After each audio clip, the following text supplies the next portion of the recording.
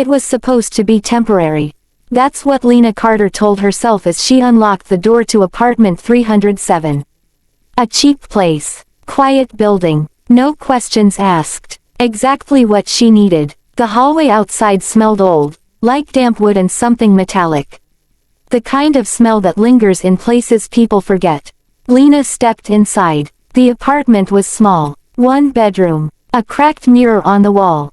And a window that looked out into nothing. Just another wall. Still, it would do. She dropped her bag and sat on the bed. That's when she heard it. A soft knock. Tap, tap, tap. Lena froze. It wasn't coming from the door. It was coming from the wall. At first, she ignored it. Old buildings make noise. Pipes, rats, neighbors. But the knocking continued. Tap, tap, tap. Always 3 times. Always from the same spot. Right behind the bed. That night, Lena couldn't sleep. At exactly 2:17 a.m. Tap, tap, tap.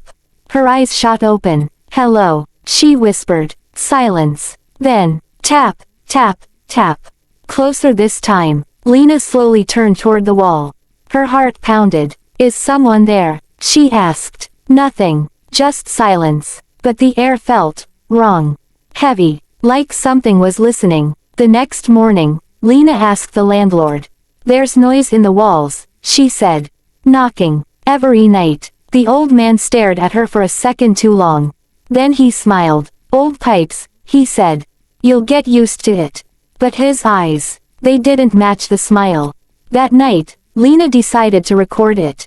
She set her phone on the table.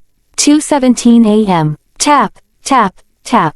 She grabbed the phone. Did you hear that? She whispered into the camera. Suddenly, a 4th knock. Tap. Lena froze. It had never done that before. The next day, she watched the recording. The first 3 knocks were clear. But the 4th, it wasn't a knock. It was a voice. Faint. Distorted. Right behind her. Help me. Lena dropped the phone. That evening, she examined the wall. There was a faint outline. A shape. Like a door, that had been sealed. Painted over. Hidden. Her hands trembled as she touched it. The knocking started again. Louder. More desperate. Tap, tap, tap. Who are you? Lena shouted. Silence. Then, tap, tap, tap. Slow. Weak. Lena grabbed a hammer. I'm going to open it, she whispered. The air turned cold. The room felt smaller. Like the walls were closing in. But she didn't stop. She hit the wall. Once. Twice. Again. The plaster cracked. Dust filled the air. And then, a hole. Dark. Deep. From inside, something moved. Lena stepped back. Her breath shaking. Hello. No answer. Just darkness. And then, a hand. Pale. Thin. Slowly reaching out. Lena screamed. But she didn't run. She couldn't. The hand twitched. Then another. And another. Until a face appeared. A woman. Eyes wide. Mouth trembling. Help me, she whispered. Lena pulled her out. The woman collapsed on the floor.